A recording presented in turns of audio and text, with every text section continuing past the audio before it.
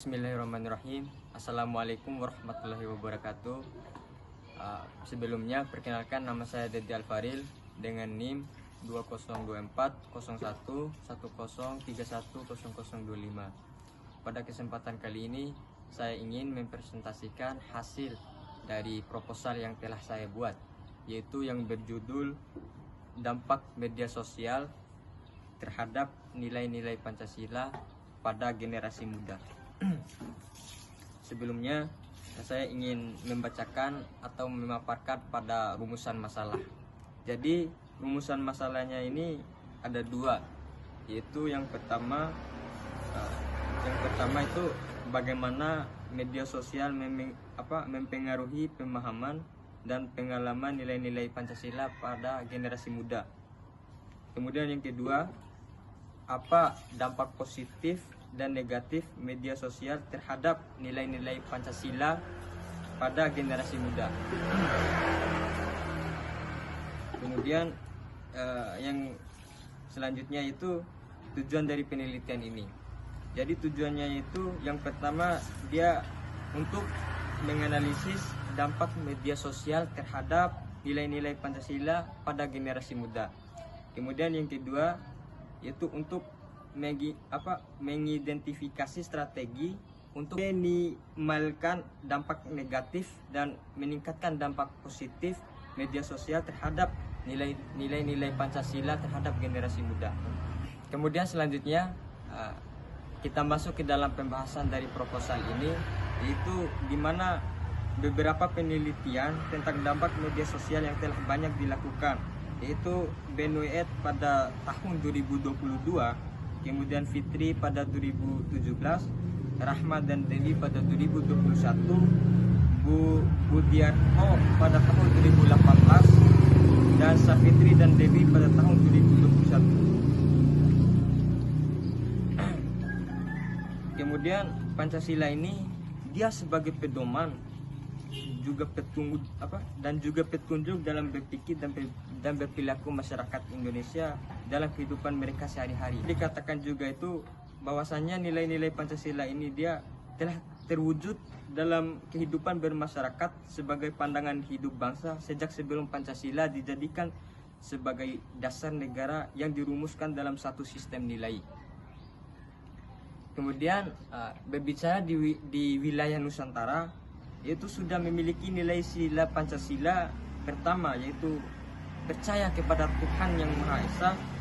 Kemudian sila lainnya seperti gotong royong, toleransi, musyawarah, solidaritas, yaitu kesetiakawanan sosial dan lain-lainnya. Para pendiri bangsa yang berjuang untuk negeri tercinta Indonesia ini dalam kemerdekaannya. Nah, selanjutnya, di mana menghasilkan sesuatu yang lebih baik daripada penentuan sebelumnya, dampak positif globalisasi menyelimuti manusia itu sendiri, memudahkan aktivitas manusia dalam kehidupannya sehari-hari. Tak dipungkiri generasi bahwa manusia merupakan makhluk yang sosial. Artinya di sini manusia tidak dapat hidup sendiri-sendiri. Dia bergantung terhadap orang lain. Hal ini juga terkadang terlupakan bahwasannya interaksi secara langsung atau interaksi antar individu itu cenderung lebih sedikit dengan kemampuan teknologi. Manusia banyak berinteraksi secara jarak jauh atau individu menjadi kurang akrab dan mengenal satu sama lain. Kemudian yang selanjutnya, yang kedua, yaitu pengertian media sosial. Seperti yang kita ketahui bersama bahwasannya media sosial merupakan ruang publik yang sangat bebas, sehingga sangat penting untuk memperhatikan etika dalam berinteraksi dengan individu lain dalam aktivitas media sosial. Kemudian etika menuntut perhatian yang tidak terpisah dari perwujudan nilai-nilai Pancasila ini. Dapat dikatakan bahwa Pancasila sebagai nilai luhur yang mengandung makna, harapan dan cita-cita luhur yang perlu diwujudkan dalam kehidupan nyata maupun dalam dunia maya untuk menjaga persatuan bangsa. Itu menurut Hadiat pada tahun 2019. Masuk pada dampak positif dan negatif media sosial. Jadi perkembangan media sosial ini tentu saja membawa banyak dampak, yaitu baik dampak positif maupun dampak negatif. Ada juga dampak positifnya, yaitu jika dikaitkan dengan pendidikan, akhlak anak banyak sekali memberikan manfaat.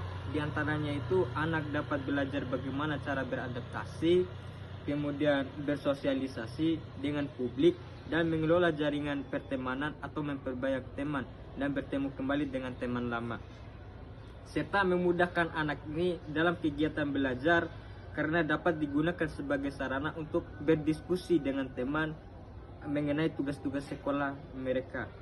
Kemudian ada juga dampak negatif dari media sosial, yaitu penggunaan media sosial terhadap pendidikan akhlak anak juga ini sangat banyak.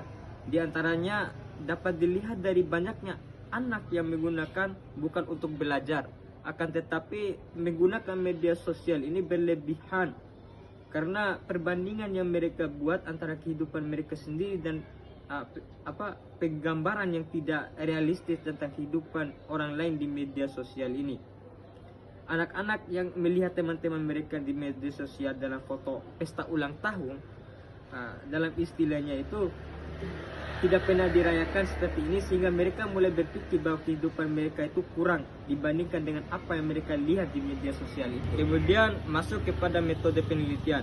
Jadi metode penelitian yang saya gunakan di sini itu yaitu menggunakan metode penelitian kuantitatif atau kajian pustaka atau liberally research atau research. Teknik pengumpulan data ini yaitu mengumpulkan data dari berbagai sumber literatur, jurnal, buku, dan penelitian terdahulu yang relevan mengenai media sosial, Pancasila, dan generasi muda. Kemudian dalam instrumen penelitian yaitu pada pendekatan analisis deskriptif dengan tujuan menjelaskan dan menggambarkan hubungan antara intensitas penggunaan media sosial dan pemahaman serta pengalaman nilai-nilai Pancasila itu sendiri. Jadi itulah beberapa penjelasan yang bisa saya sampaikan, dan masuk kepada kesimpulannya. Bahwasanya yang bisa saya simpulkan di sini yaitu teknologi informasi dan komunikasi mereka berkembang pesat, termasuk di Vina yang membentuk media sosial generasi milenial atau mendominasi penggunaan media sosial ini di Indonesia karena belum mengimplementasikan Pancasila dalam aktivitasnya di media sosial. Hal tersebut terlihat hasil survei dari mikroskop yang menunjukkan masih banyak penyebaran hoaks serta ujaran kebencian dan diskriminasi di media sosial Indonesia yang dapat mengancam persatuan bangsa.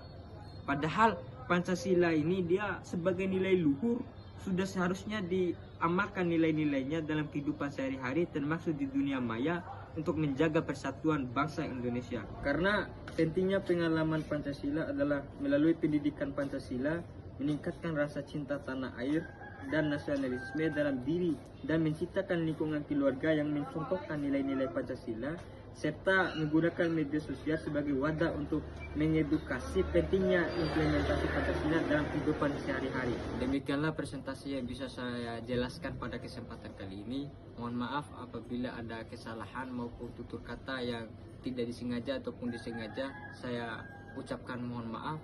Saya akhiri. Wassalamualaikum warahmatullahi wabarakatuh.